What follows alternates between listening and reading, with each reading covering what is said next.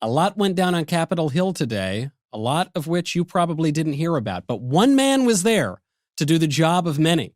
He refuted the Democrats' arguments for upending our election system. He shot down the Democrats' arguments for taking all of our guns. And most impressively of all, he tweeted the whole time. I'm Michael Knowles. This is Verdict with Ted Cruz.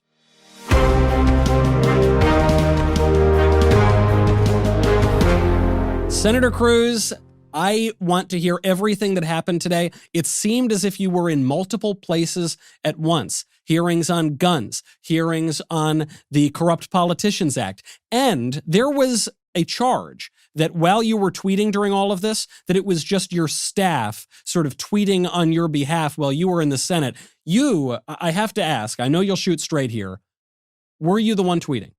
Oh, yeah, that was me. I was live tweeting the whole... Look, when you're in a room with senators who are droning on and on and on, particularly when they're reading from, like, staff has written a couple of pages of, like, text for them to read, it's a little bit like the student in Charlie Brown listening to the teacher, and the teacher goes, wah, wah, wah, wah, wah, wah, wah, wah. And the truth of the matter is, like, most senators are on their phones and are scrolling through email or texts, or this being the social media world that it is. I was on Twitter, and then, of course, some lefty publications saw me on Twitter, on C-SPAN, and so tweeted about me being on Twitter, on C-SPAN. And so I promptly retweeted them and said, yep, that's exactly right. And they were sort of surprised, going, holy crap, is he retweeting us? It's like, yes, I am. And in fact, they made fun of me because Amy Klobuchar was giving some long speech that I suppose somebody somewhere listened to, but nobody in the room did. And they were shocked that I was on my phone for that. And I just said, well, she's still reading her statement, even after your tweet. Well, you obviously wear many hats. You're a senator. You're a podcast host. You are often the booking producer on this show. So I'm not at all surprised to hear that it was actually you on Twitter. So you were covering it. Actually, I mean, we're joking about the Twitter of it all, but it is important that you were communicating this and shedding light on what was going on. You were in multiple places. Yeah, look, and there's value to that. I was. So the day started off. I went to a TV studio and did Fox News in the morning to talk about the markup that was coming on HR1 or S1, which is the big election federal takeover of elections bill that is the top priority for Democrats. And what we had today was what's called the markup. The markup is when you actually take the bill and you consider amendments to it. And the Rules Committee in the Senate is the committee that has jurisdiction. I'm on the Rules Committee. Actually, interesting bit of trivia. I was put on the Rules Committee as a brand new baby freshman, which is relatively unusual for newly elected senators, in my case 9 years ago, to be put on it. And actually, the reason Mitch McConnell asked me to serve on the committee is that the Rules Committee has jurisdiction over campaign finance reform legislation. And he asked me at the time, he said, look, when the Democrats come with some horrible campaign finance legislation, Ted, I'd like you to lead the fight against this. And that's sort of like, throw me in that briar patch. I am eager to defend the First Amendment, to stop the Democrats' efforts to undermine democracy. And so I was happy to do it then. And this is the most dramatic time. And so the markup started at 10 a.m. and it wrapped up about 7 p.m. So it went about 9 hours straight. And during the course of it, we had, 30 or 40 different amendments. I filed 46 amendments. And so we brought up amendment after amendment, debating the bill. The bill is a really bad bill. And I do hope and think that the markup today highlighted just how extreme, just how partisan the bill is. And I think the Democrats ended up casting some really bad votes today that underscores their top priority is staying in power. What this bill is all about is keeping Democrats in power for the next 100 years. And they're really trying to rig the game to do that. And I think the most important function of the markup today was to highlight how they're doing that. So you mentioned here the campaign finance angle. It actually sort of surprised me because I had forgotten how broad this bill is. When I think of S1, HR1, we're calling it the Corrupt Politicians Act, the in my mind, this was about changing the rules for congressional elections and federalizing those rules that would ordinarily be made by the states. But then you're reminding me there's a campaign finance aspect to it. Could you just take us through a little bit of specifically that portion, but sort of all the pieces of this legislation? Sure. So this thing is nearly 900 pages long. And it is every bad idea every left-wing advocacy group has had over the last 20 years to try to change elections to make sure that Democrats always win. So what does the bill do? Let's start with, what does it mean, H.R. 1 or S1? Nobody knows what that means. H.R. 1 means it is the very first bill filed by Democratic leadership in the House. S1 means it's the first bill filed by Democratic leadership in the Senate. It means it's their number one priority. Yeah. And so just pause for a second and think about what the Democrats are telling you. Their top priority isn't COVID. It's not vaccinations. It's not jobs. It's not reopening schools. Their top priority is staying in power. And that trumps everything else. Now, what does this bill do? Well, it federalizes elections. It puts the federal government in charge of elections across this country. One of the things it does is, look, we've got 50 states. States generally administer elections and they pass laws governing how elections are handled. This bill, which many of us are calling, as you noted, the Corrupt Politicians Act, what it does is it essentially repeals virtually every state voter integrity law. Now, what does that mean? Here's some examples. Voter ID. 29 states require some form of identification to vote. You think about it, it's a common sense provision. 75% of Americans support photo ID for voting. By the way, that's true. 60% of Democrats support photo ID for voting. Yep. 77% of independents support photo ID for voting. 60% of African Americans support photo ID for voting. What does the Corrupt Politicians Act do? It repeals every one of those laws. It makes it illegal for a state to require voter ID. Likewise, ballot harvesting. All right, what is ballot harvesting? It is a particularly corrupt practice where you send in a paid political operative to collect the ballots of other people's. Why is that corrupt? Well, because let's say you have an operative from the DNC, the Democratic National Committee, who goes into a nursing home where you have a bunch of people who are elderly, some of whom may not even be capable of making decisions. With ballot harvesting, these operatives help them fill out their ballots, including people that may not be competent to make those decisions. And it invites voter fraud because, number one, they can prompt the people to vote the way the operative wants them to. Number two, if the operative sees how they vote, let's suppose you have a senior who stubbornly votes for Donald Trump instead of Joe Biden. The corrupt operative can take that ballot and throw it in the trash. It is dangerous when you have an employee of a political campaign handling the ballots of other people. That's why 31 states either prohibit or restrict ballot harvesting. What does the Corrupt Politicians Act do? It repeals every one of those restrictions and it mandates ballot harvesting.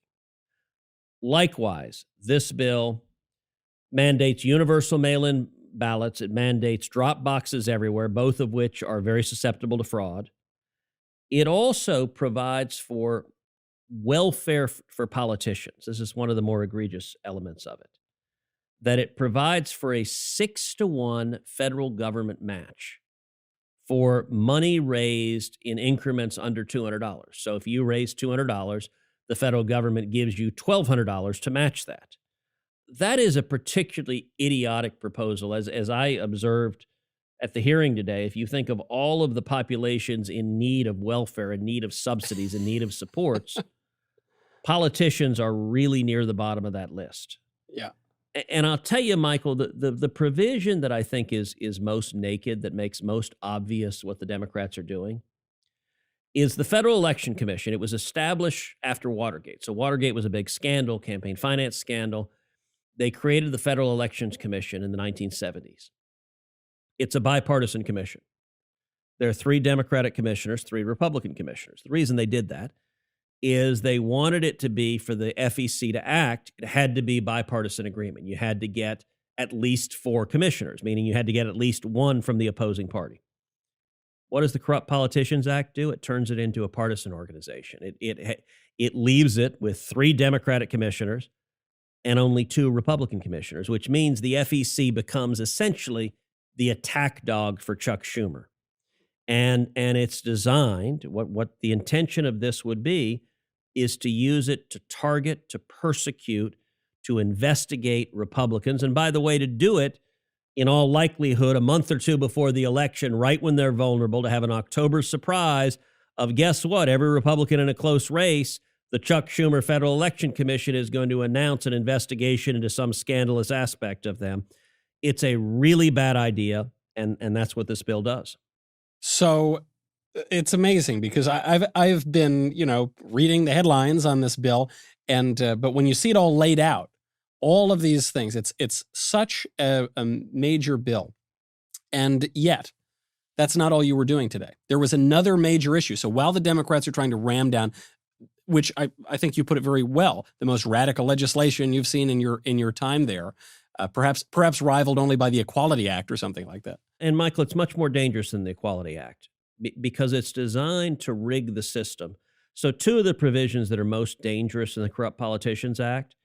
So one is automatic voter registration. So any individual that has any interaction with the government. So if you get a welfare check, you get an unemployment check, if you get a driver's license, if you go to a state college or university, you're automatically registered to vote. Now, Yeah. That is intended to, and will in fact, if it's enacted, register millions of illegal aliens to vote. Because there are anywhere from 11 to 20 million illegal aliens in the country. The estimates vary. A significant percentage of that group, we don't have an exact estimate, but it is in the millions by any way you assess it, is interacting with the government. And all of these who are interacting with the government, this bill is designed to automatically register them.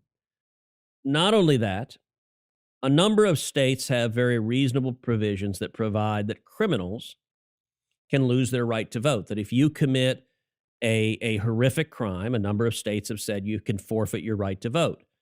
What does the Corrupt Politicians Act do? It strikes down every one of those laws. It says criminals, the instant they're released from jail, can vote.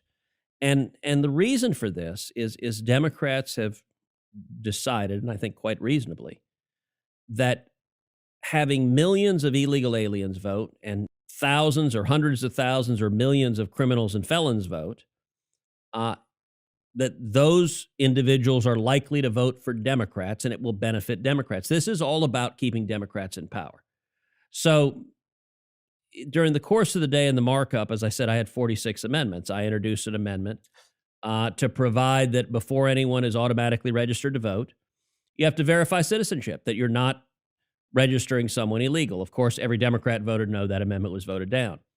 I introduced another amendment. So a portion of this law grants amnesty, grants immunity to any illegal alien who's illegally registered to vote because of the automatic registration. Look, the bill anticipates millions of illegal aliens are registered to vote. And so it grants amnesty. It says they're not liable. There's no criminal liability, no civil liability. They're completely immune from any exposure for being illegally registered to vote. I introduced an amendment to just strip that. That is so radical, and I feel people may not appreciate that. On the one hand, Democrats are saying this bill absolutely will not register illegal aliens to vote.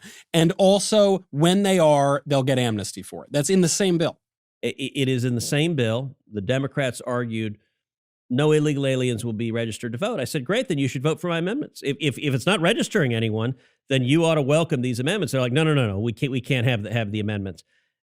So I introduced a narrow amendment, just saying, let's get rid of the amnesty.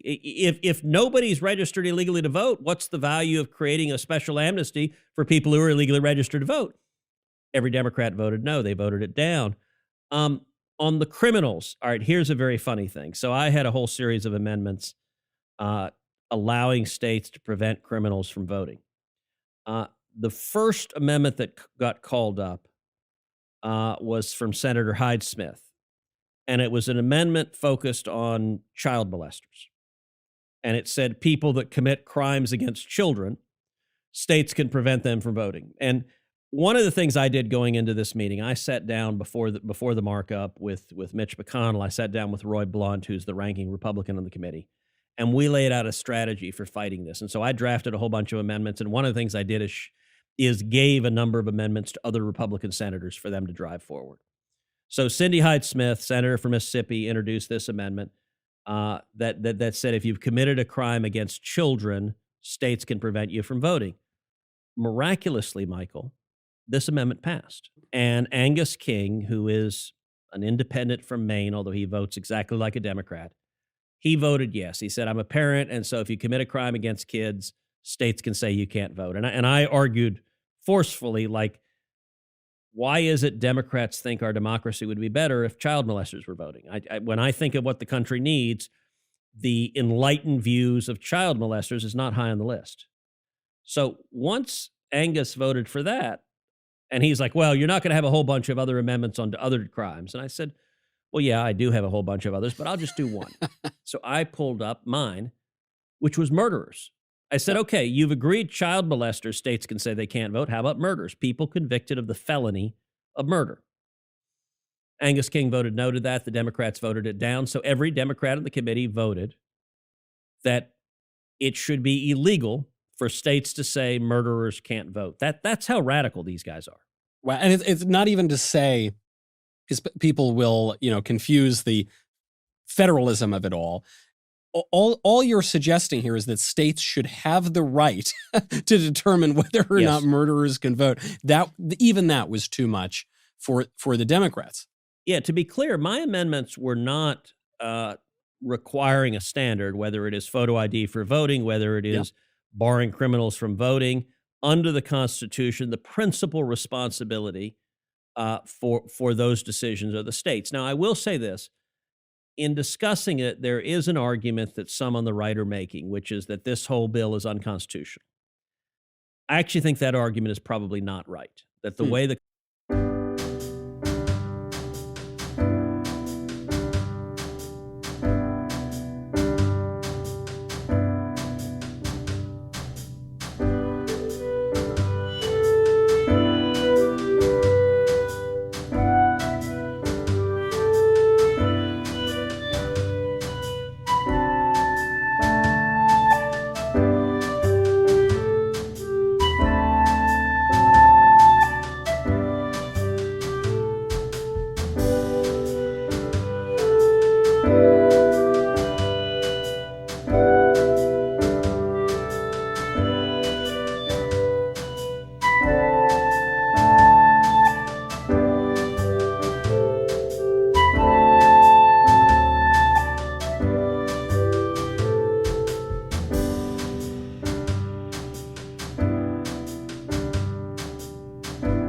Constitution is drafted, the states have significant responsibility for structuring elections, but Congress also has the authority to promulgate standards. And so it's a concurrent jurisdiction.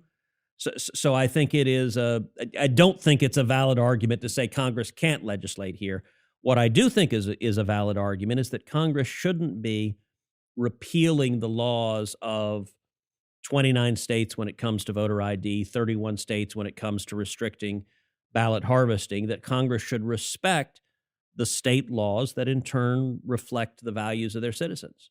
This is an important point because there are a lot of conservatives, I think, who just want to say, oh, well, we don't need to worry too much because the courts will strike it down. And so you're making the point, actually, that might not be a bulletproof argument. But then there's also the practical political reality here, which is that when we rely on the courts, very often we're disappointed. So probably we're going to want to fight against this now.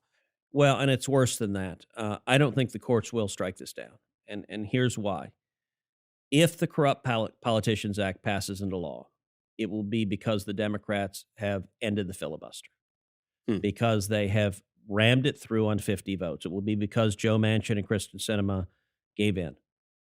If that happens, the Democrats will also pack the U.S. Supreme Court. They'll put 4 left-wing justices on the court, right. And a packed Supreme Court with 4 left-wing justices will uphold the Corrupt Politicians Act. So the current Supreme Court would certainly strike down significant elements of this bill, but a packed Supreme Court with 4 new left-wing justices will rubber stamp this. And so the filibuster is the whole ball of wax in terms of stopping this. And this is really about, Michael, if you look at what the Democrats are trying to do, I'd really break it into 2 baskets.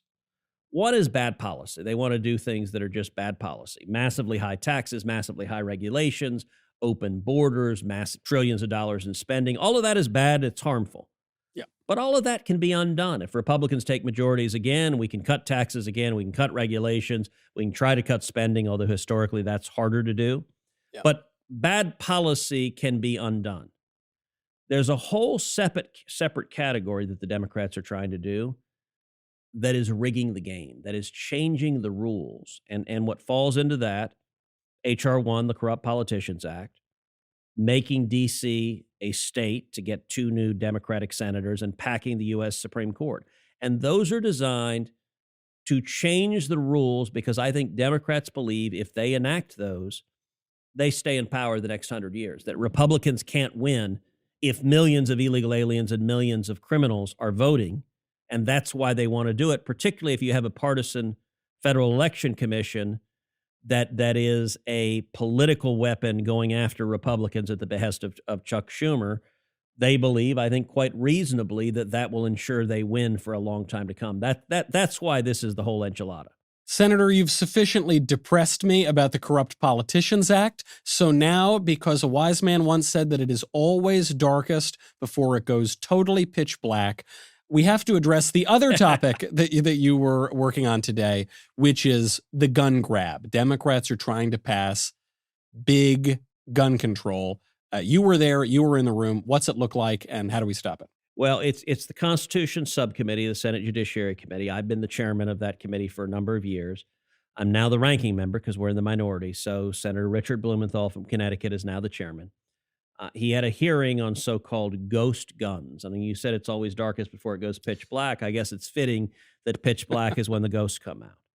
I showed up. Irritatingly enough, this hearing was at the exact same time as the markup for the Corrupt Politicians Act. So what I talked about on the hearing on, quote, ghost guns, and what is a ghost gun? I mean, to be honest, who the hell has heard of a ghost gun? Yeah. I mean, you want to talk about a made-up phenomenon. And it's designed to be really scary, like, ooh, ghost guns. What the heck are those? They're handmade guns. They're people, they're hobbyists who make handmade guns. They make guns from kits. They order different kits online and they assemble them. And the reason this is a made-up problem is there is zero evidence, like nothing, nada, that handmade guns are producing any violent crime at all. Yep. Like it's a totally made up. And so I kind of unloaded on the Democrats this morning. And I said, look, you've got a hearing on a totally bogus threat, but it's designed to be scary. And frankly, they're taking advantage of ignorant liberals who don't really know anything about guns and a ghost gun. They want to use a term that sounds really frightening. Yep. But I said, what, are you next going to hold a hearing on Civil War replica cannons? Yeah. I mean, they're not being used in crimes. You want a hearing on gun crime? Gun crime's a serious problem. How about have a hearing on Chicago and New York and Philadelphia and how left-wing gun control laws aren't working? That's actually a real hearing. But they don't want to do that. And what I talked about also in my opening comment is I said, listen, why is it the Democrats are trying to do this? Because number one, their objective is not going after actual gun crime. It is stripping the Second Amendment rights from law-abiding citizens. That the people that build homemade guns are collectors. Frankly, if you're a gangbanger in Chicago, you're not making a homemade gun. You're buying an illegal gun on the black market that you're murdering people with. I mean, that's where the guns come from. But here's what this is all about. And it was interesting. Blumenthal, in his opening statement, he said, look, these are untraceable. And untraceable is meant to be scary. They want to be able to trace every firearm in America because they want a registry of every firearm in America. And I put it out, I said, listen, Heidi and I own a number of firearms. There is no government list of the firearms we own. It's none of your damn business what firearms we own. You want to find out what firearms we own? Come into our house at night. You'll find out what firearms we own. Like it is, and For the big government liberals, they want a registry. And the reason they want a registry is if you look at countries throughout history that have confiscated firearms, it always starts with a registry, a list of what guns does Michael Knowles own, so that when they come knock on the door, they say, okay, Mr. Knowles, you've got a rifle, you've got a shotgun, and you've got a .38 revolver. Produce the guns now, we're seizing them. And so I am fighting tooth and nail against a registry. This whole ghost guns thing is a made-up BS topic. Yeah. Because what they want is a registry of every gun to be able to confiscate. Before we go, we're, as always, pressed for time. Before we go, we've got to touch on this Israel issue. We have to touch on it because I don't understand anything about it. And I think most people, frankly, are looking at this conflict, the Israel-Palestine conflict. It seemed to have been fine. Everything seemed to be going pretty well for the past 4 years. You had lots of new peace treaties. We happened to be doing episodes. We were in D.C. During those peace treaties. You were there at the signing of them. And now everything's gone to hell in a handbasket. What went wrong? Weakness causes violence and aggression.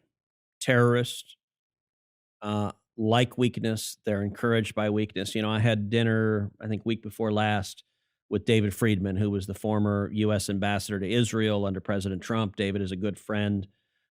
4 years of President Trump, you saw the Palestinian attacks on Israelis, on Americans, drop dramatically. And it was because, I believe, President Trump drew a line in the sand and says, we stand with Israel. There was no ambiguity about it.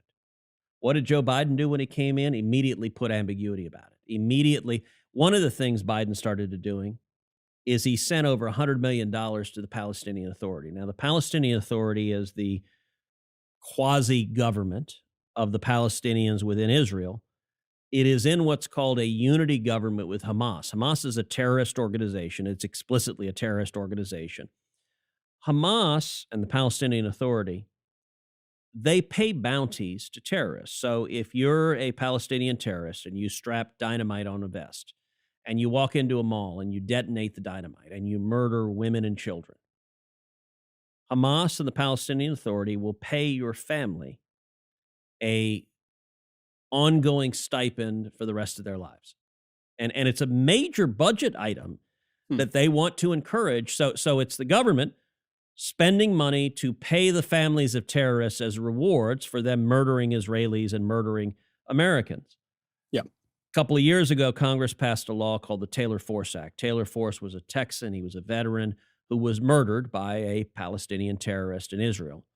And the Taylor Force Act says U.S. tax dollars will not go to any organization that rewards terrorists, that pays the families of terrorists as a reward for them committing terror. What did Joe Biden do in the first couple of months in office? Basically ignored the Taylor Force Act and started paying hundreds of millions of dollars to the Palestinian Authority. So Joe Biden is sending your tax dollars, my tax dollars, to fund Hamas in their payments to terrorists. And you know what? The terrorists see that and say, okay, this Biden administration is weak. They won't stand with Israel. So let's start firing rockets. And they're firing rockets. They're firing hundreds of rockets at Jerusalem, at Tel Aviv, all up and down Israel. And by the way, not only is the Biden administration not doing anything meaningfully about it, but you've got Democrats like Ilhan Omar and Rashid Tlaib. Omar accused Israel of carrying out acts of terrorism because it's trying to defend itself against rocket attacks aimed at civilians, and it's trying to take out the terrorists. And listen, I tweeted this week, why is a member of Congress acting as the press secretary for Hamas? And this is contrasted. 6 months ago, we were seeing historic peace in the Middle East. Why? Because the president of the United States and the U.S. government was clear and unequivocal. We stand with Israel, and no one wanted to screw with us. Now, because Biden is not able to be clear and unequivocal, suddenly they want to screw with Israel and they want to screw with us. And it's a manifestation of the failures of Biden's foreign policy. It's night and day. I remember when John Kerry, before he was traipsing all over the world stopping the sun monster, when John Kerry was the Secretary of State, he said that it is not possible to solve the Israel-Palestine conflict. It is not possible, rather, to solve the Middle Eastern conflict more broadly without first dealing with the Palestinian conflict. And the Trump administration comes in and says, you know, I don't think that's true. I think we're going to just deal with all of these other Arab states, and we're going to get peace deals with those separate states. And the Democrats said that was not possible. Well, what happened? For the last several years, we've seen lots and lots of peace treaties. Now that seems to be falling apart. I have to tell you, Senator, a bit of a depressing show on the voting rights, on the guns, on the international diplomacy. Is there any glimmer of hope here? I think the markup today on the Corrupt Politicians Act was very beneficial in one sense. It showed just how radical and extreme the Democrats were. I mean, when every Democrat on the committee voted to allow murderers to vote, that's a pretty extreme vote. When every Democrat on the committee voted to allow millions of illegal aliens to vote, that's an extreme vote. When every Democrat voted to maintain the amnesty for millions of illegal aliens voting illegally, that's an extreme vote. You know, there's another provision. We talked about the 6-to-1 match of federal funds, which is, welfare for politicians. One of the things I did at the markup today, I went through what every Democrat on the committee had raised in Q1 in the first quarter of this year. And I went through how much they would get under the match. And some would get $1 million. Angus King, I think, would get like $750. He got virtually nothing. The Democrat who got the most was John Ossoff, who was just elected out of Georgia, and he would get a little over $11 million in federal funds. I mean, that's a bunch of money, $11 million. So the senator who would get the most on the committee was yours truly. And last quarter, in Q1 of this year, I raised $5.3 million. $5.3 million, 98% of that came from contributions under $100. I think the average contribution, if I remember right, it was either $41 or $47. I forget which one it was, but it was 40-something.